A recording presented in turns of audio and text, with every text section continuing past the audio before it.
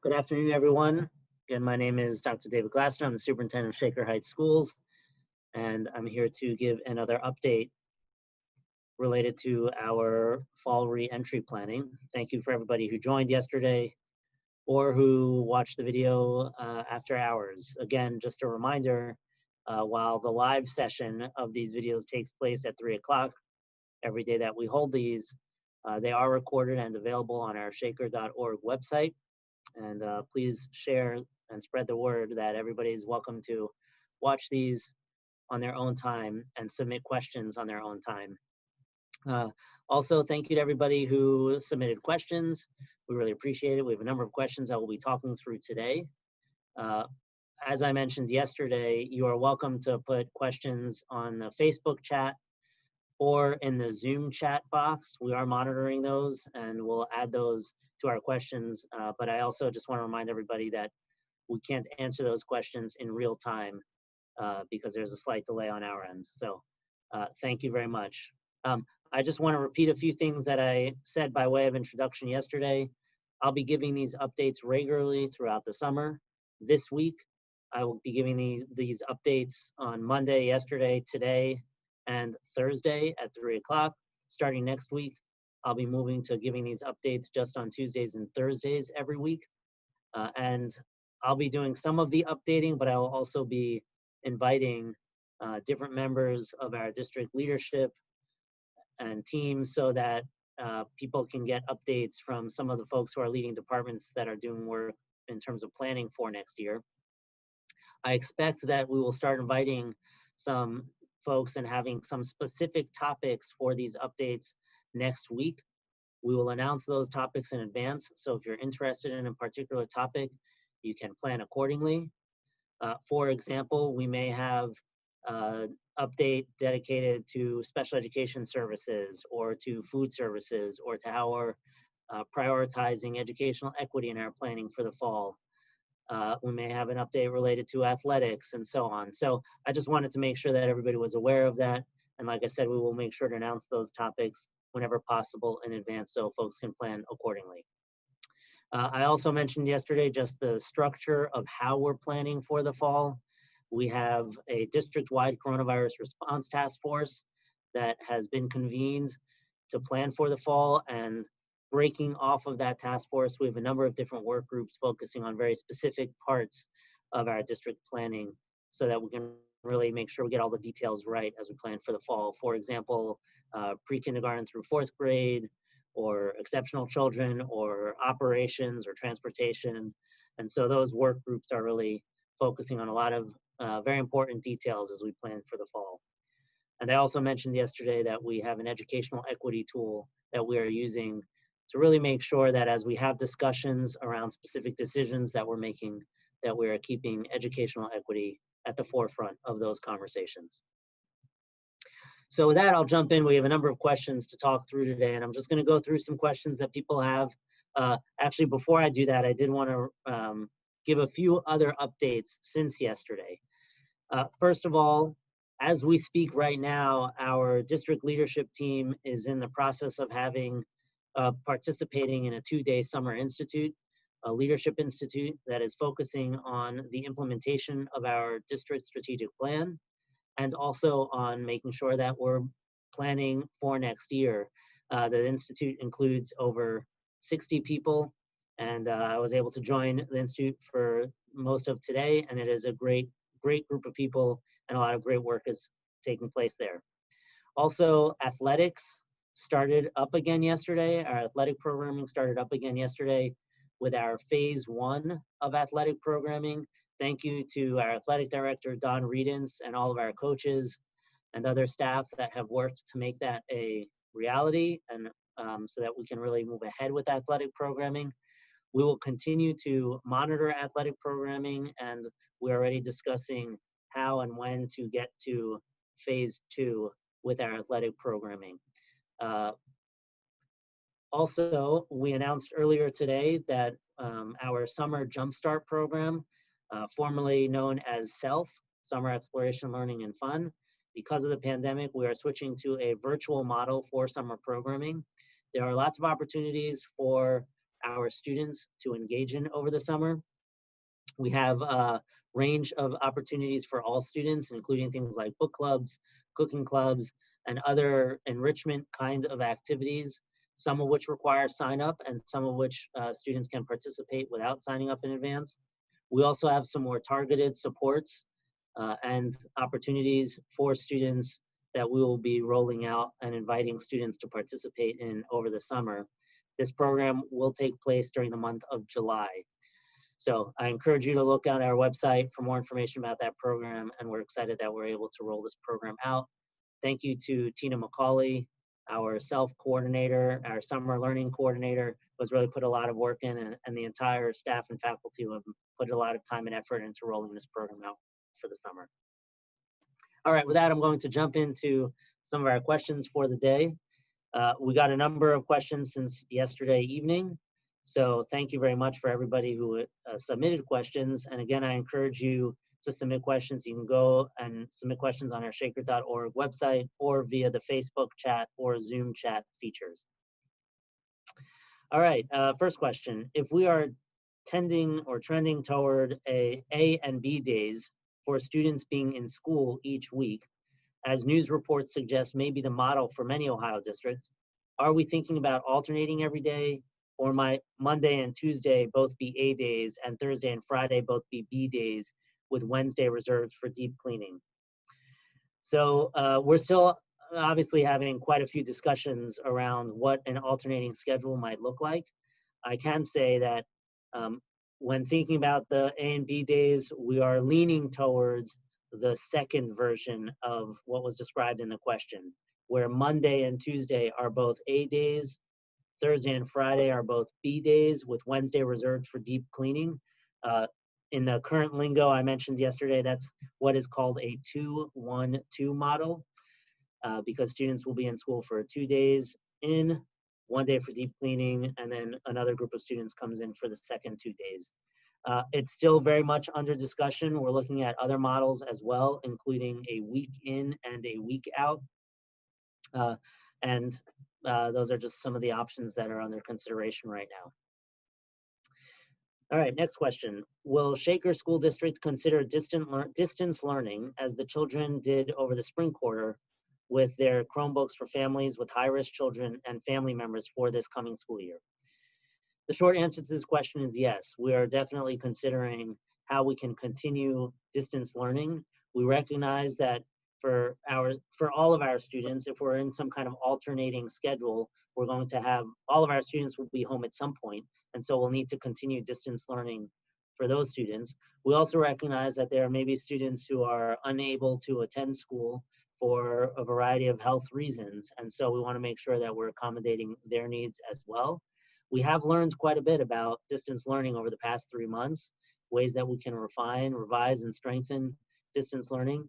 We did also ensure that all of our students, except for our graduating seniors, were able to keep their Chromebooks and hotspots, if applicable, at home so that we can seamlessly continue distance learning in the fall.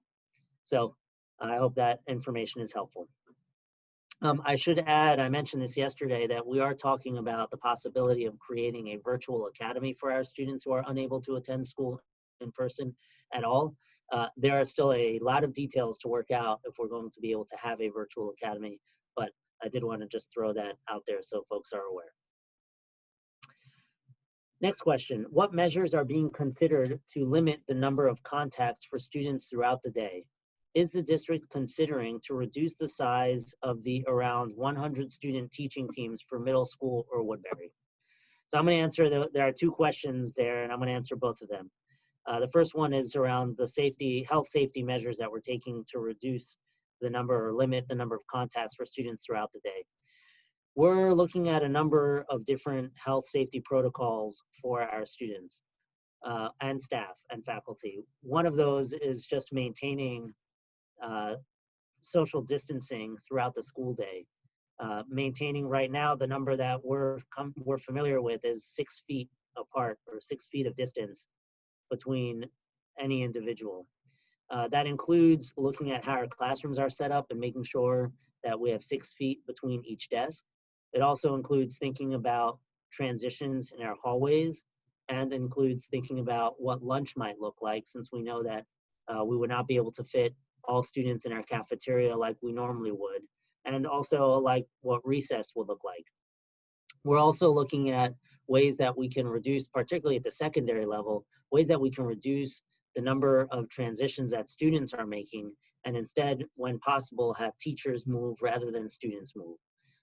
We know there are lots of logistical questions that come up in that scenario, but we think it's important that we minimize the number of people moving throughout the buildings throughout the school day whenever possible.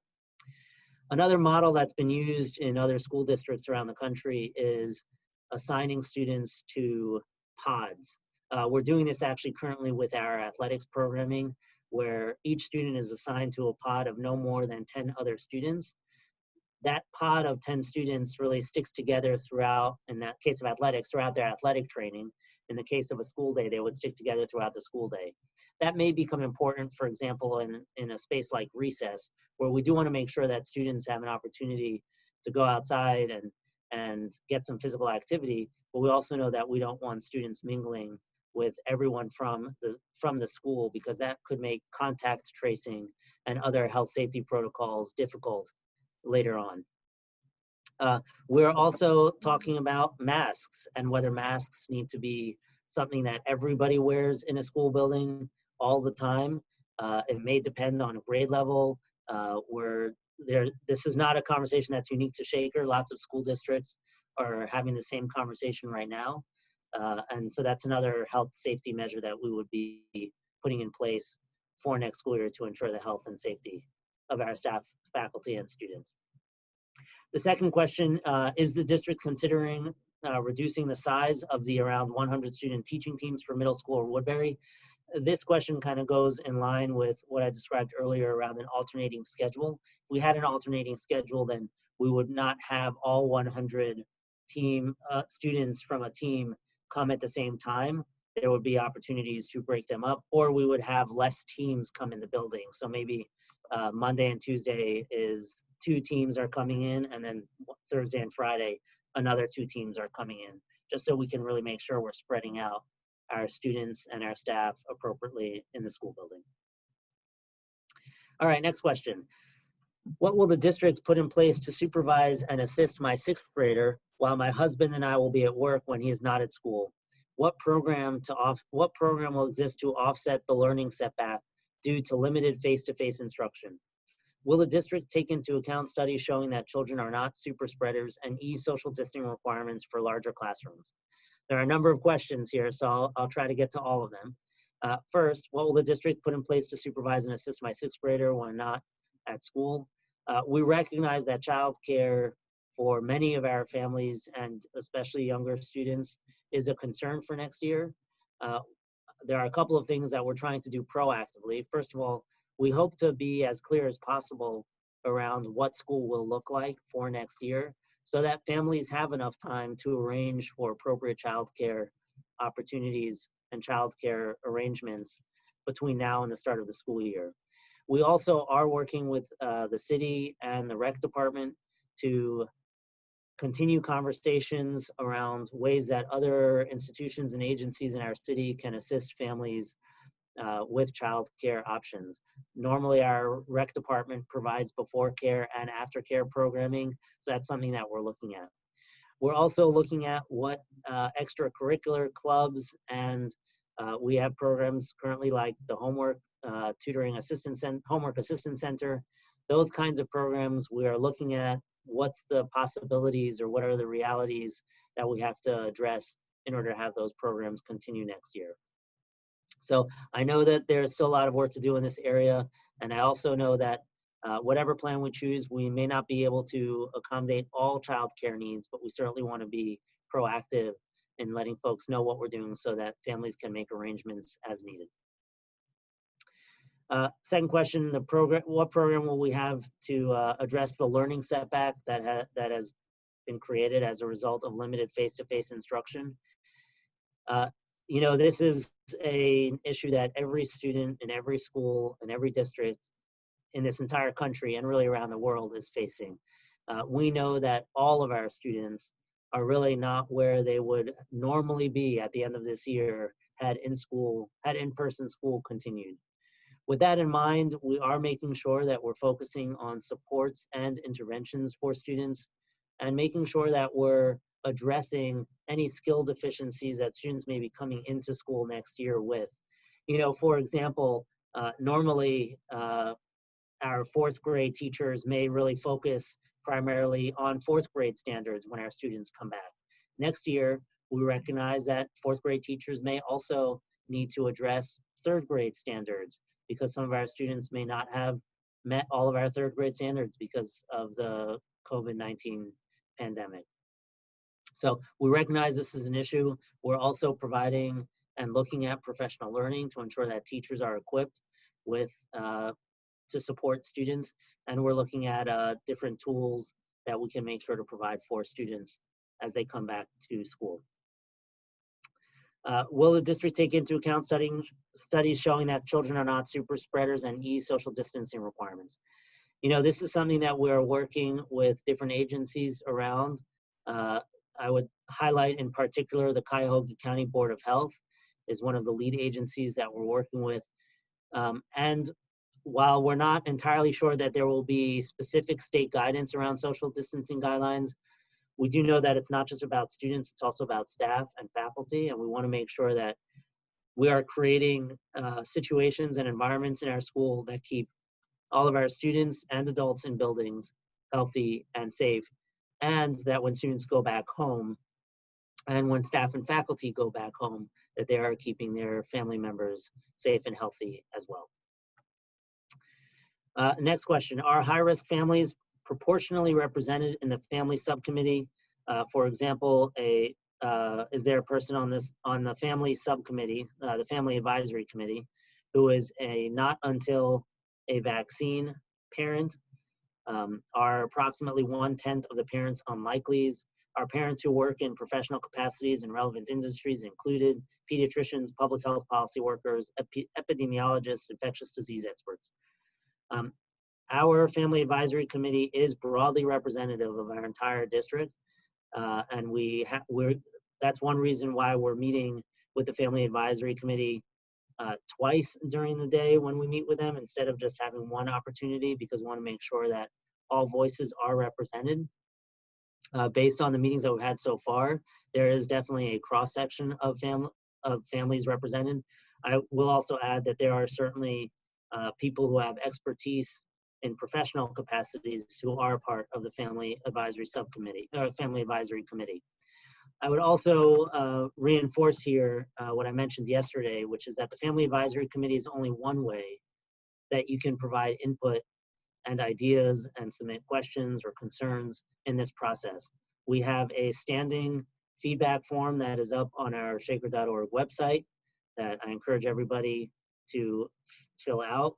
We also have completed one survey for our families. We have a survey that's currently open for our staff members.